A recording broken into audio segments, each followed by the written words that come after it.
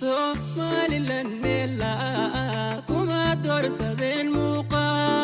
si kastoo jira meel fog caalanka mudnaanile dulkana muhiimiya